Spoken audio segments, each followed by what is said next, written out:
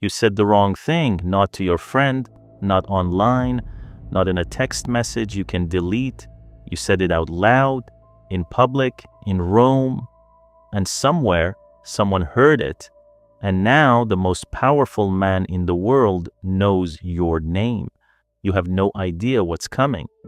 But you should, because in ancient Rome, insulting the emperor wasn't just rude, it was a crime. It had a name, it had a process, and it had consequences that could destroy not just you, but everyone you had ever loved. The Romans had a legal concept called crimen maiestatis, maiestas, an offense against the majesty of the Roman state.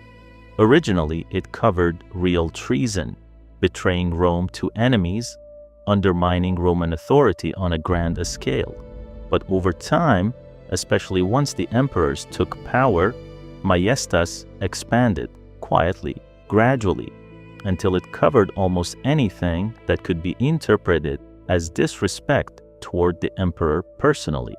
A careless joke at dinner, a letter someone else read before it arrived, refusing to swear an oath by the emperor's name, even dreaming about the emperor's death and telling someone about it. Yes, dreams. Romans were executed for their dreams.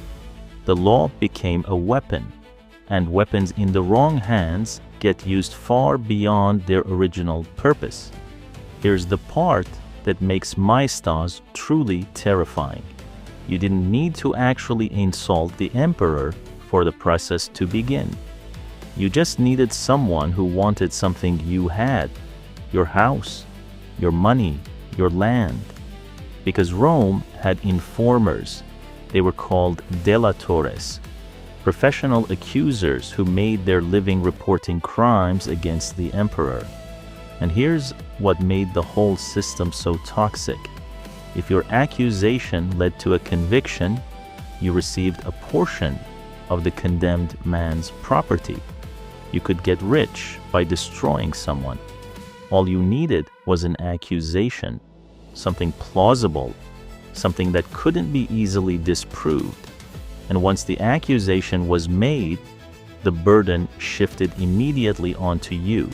Prove your innocence in a system where the emperor himself might have a personal interest in the outcome. After an accusation, arrest, not gentle. Soldiers came to your house at whatever hour suited them. In front of your family, your neighbors, you were taken. Your property was immediately frozen. Everything stopped. Then came interrogation. For upper-class citizens, formal questioning. For everyone else, torture was a standard procedure. Not punishment, just process. The trial itself was conducted before the Senate or the emperor directly. And here is where the system becomes genuinely Kafkaesque. The emperor was simultaneously head of state, supreme judge, commander of all military force, and considered semi-divine. No appeals court above him, no independent judiciary. If he had already decided your guilt, the trial was theater. Elaborate, formal, procedurally correct theater, with a predetermined ending. Tiberius became so paranoid that maiestas trials consumed the Senate. Men were accused for weeping at the wrong funeral, for carrying a coin with the emperor's face into a latrine. The Senate, terrified of being accused themselves, convicted almost everyone, because acquitting someone the emperor suspected was its own form of political suicide. The system fed on fear, and fear is an excellent fertilizer. The punishments scaled with the emperor and how much someone wanted you gone. At the mild end, exile, property confiscated, sent to an island. Some islands were actually comfortable. It was the civilized way to neutralize a threat. More serious, aquae et ignis interdictio, prohibition of water and fire. No Roman citizen could give you shelter, food, or warmth. You were legally outside humanity.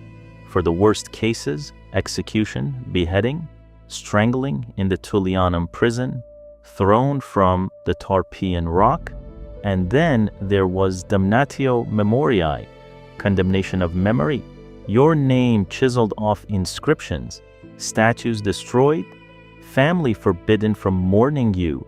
You didn't just die, you were unmade, as if you had never existed, and it didn't stop with you.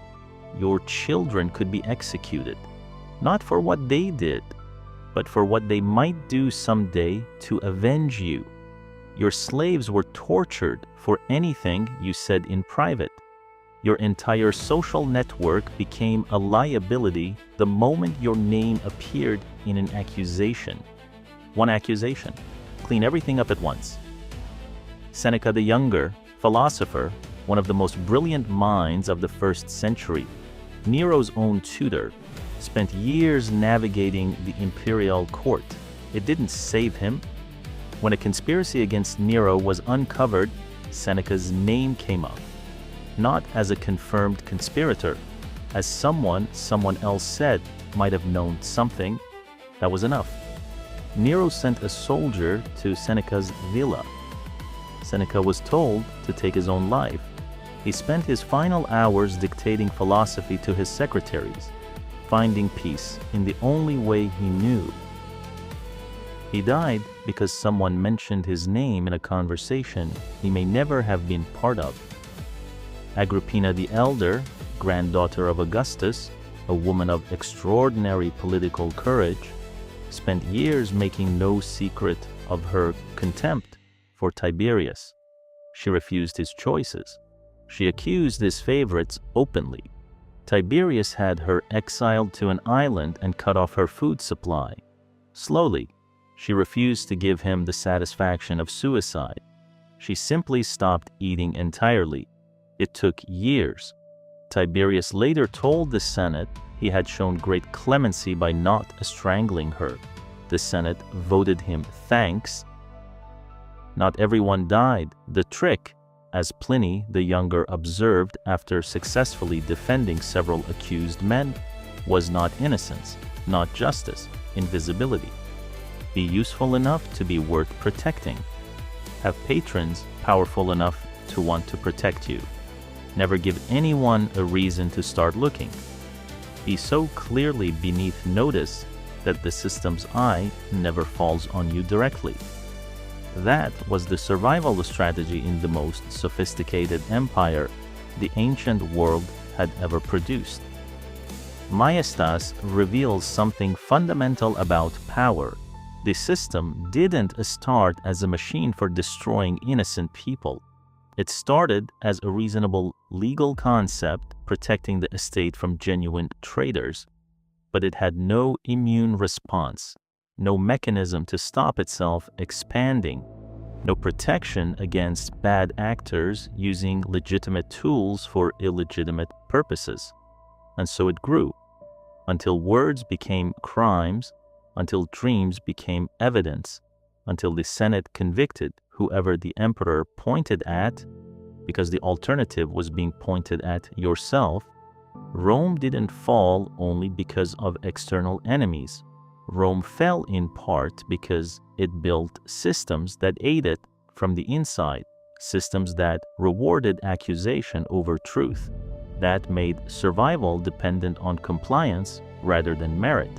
The last thing a healthy society needs is for the most dangerous thing you can do to be. Tell the truth to the wrong person. So back to you, standing there, having said the wrong thing, maybe nothing happens. Most careless words vanished into the noise of daily life. Most people were too unimportant to be worth the trouble. Or maybe 3 weeks later, soldiers come to your door before sunrise, and everything you have built enters a process that has very little to do with what you actually said or meant or intended. Rome was magnificent, it was ruthless, and at its worst, it was a place where the most dangerous words you could speak were the honest ones. Markus made it through by keeping his mouth shut. For once in his life, the helmet stayed on and the mouth stayed closed. Subscribe. History is full of systems that started reasonable and ended somewhere no one intended.